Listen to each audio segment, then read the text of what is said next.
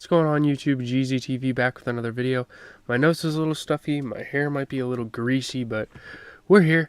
I just got off work not too long ago, and I decided to give you guys a video. I am downloading 2K because Mello retired, and I kind of want to do like a tribute gameplay on the YouTube channel tonight.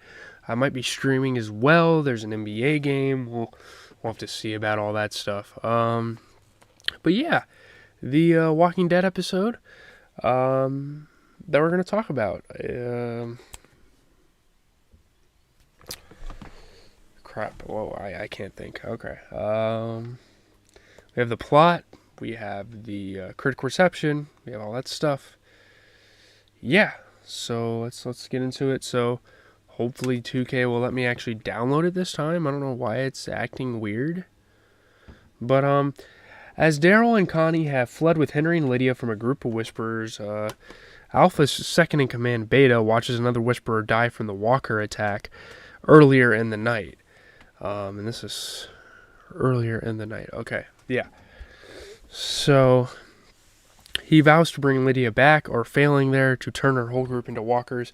And they kind of have like a weird little ritual going on with like the dead, or like when they're dying, they're about to turn and stuff. And yeah, I don't know what happened to Alpha. Maybe she died? I don't know. There might be a storyline like that's going to get fixed at the end of the season. But yeah. As the kingdom prepares for their fair, one of their scout groups, led by Jerry, has been ambushed and robbed by a group called the Highwaymen. And I don't remember when this happened. Sorry, I have to fidget with something. I'm not sure when this happened. I think it happened like a decent amount of episodes ago. I couldn't tell you. But, yeah, Jerry relates this to Carol and Ezekiel, and they decide to confront the group. When Carol learns of this, she suggests that because the Highwaymen did not kill Jerry's group, they may be open to negotiation, and they may be open to, like, make a little deal. It's like an interesting group of men, you know? Meanwhile, Tara worries that Daryl's group hasn't arrived either, and she leads an expedition to locate them, accompanied by Yumiko, Magna, Kelly, Tammy, and Earl, fighting walkers along the way. This is kind of like a search party for them, to make sure they're all good and dandy. Ah, my freaking ears. Sorry about that. I know that's kind of gross, but this video is not going to be long. This episode's pretty concise and to the point. In the morning, Daryl's group is led by Connie to an incomplete high-rise that her group had taken shelter in before, where she shows Daryl that they could isolate the Whisperers by laying an ambush on the upper floors to get them to like kind of come up there and like sneak attack and kind of like hole up in a room and hide, you know, kind of like plan an ambush. Yeah. They argue whether or not to bring Lydia back to home with them, with Connie writing on a piece of paper that she and Daryl have friends, whereas Lydia has none. She doesn't have a lot to resort to, so like they kind of decide on, yeah, maybe we should be the good guys and like help her out here because her mother's abusive and all that stuff, and the Whisperers are not very friendly. They don't have a really good way of life, and yeah. So Ezekiel, Carol, and other kingdom members go to the Highwaymen's headquarters and lure the group into a trap so that the kingdom can overpower them and kind of get them, like kind of blackmail them, kind of get them to agree to a deal.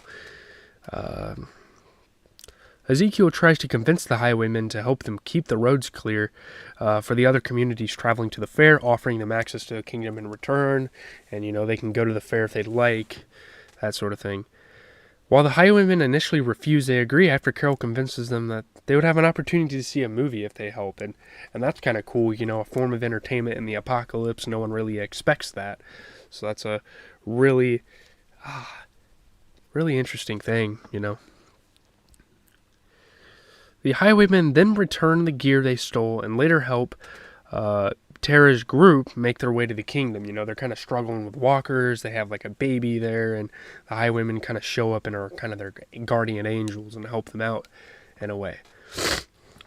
Unsure about Lydia's trustworthiness, Daryl locks her in a closet with Dog while they prepare for Beta's group to arrive and to get upstairs, and eventually, you know, the ambush will take place and whatnot.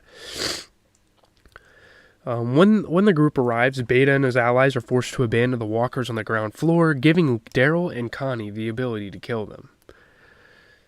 You know, because they can't have a mob with them. They have to go up themselves.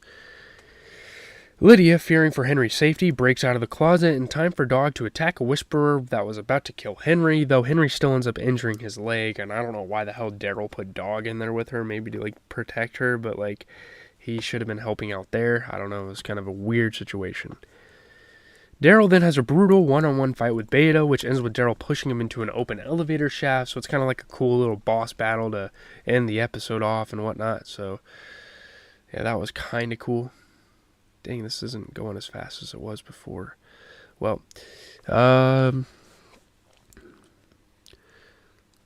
with the Whisperer subdued, the group worked to lure the walkers out of the ground floors so that they can escape, unaware that Beta is still alive at the bottom of the elevator shaft. So we're not done with the Whisperers yet, Rest assured, this man's going to be back for vengeance. So that's kind of like the cliffhanger. That's kind of what happened.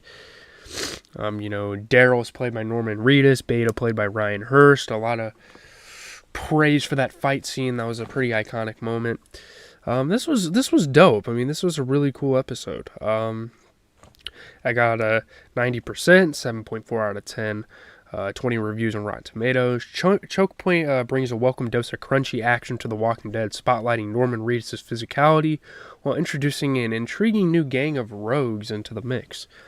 7.9 out of 10 on IGN. Yeah, the fight scene between Daryl and Beta. And it's here that we get a really awesome fight that allows Daryl to shine as the kind of action hero the series has needed for a while. If Chokepoint had focused solely or even a little more on Daryl and Connie's clash with the Wicked Whisperers, it would have felt like a stronger installment. Because all that stuff, even with Henry in mind, was pretty awesome. The Kingdom side story, which sprinkled a whole new faction into the stew, was both harmless and head-scratchy. Like, what the hell happened? Where did they come from? Payoff for it will hopefully come down the line, the sooner the better, but the other stuff was so strong that it just came off as bloat, Kind of fluff, almost.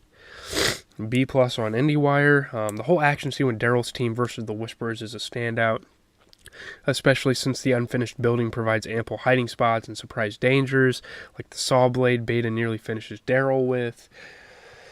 A lot of really cool dynamics and moments and opportunities there. Unlike the Savior years, here's a conflict that isn't just two groups of grimy extras shooting at each other from behind cover.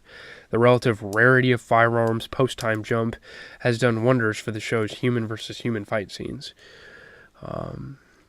Beta is terrifying, and that whole fight scene was just phenomenal. Chokepoint was, for the most part, a fantastic episode. It's certainly the first episode of the second half of the 9th season that kind of had you on the edge of your seat. Mostly that's because of Beta, who is just wonderfully scary and intimidating.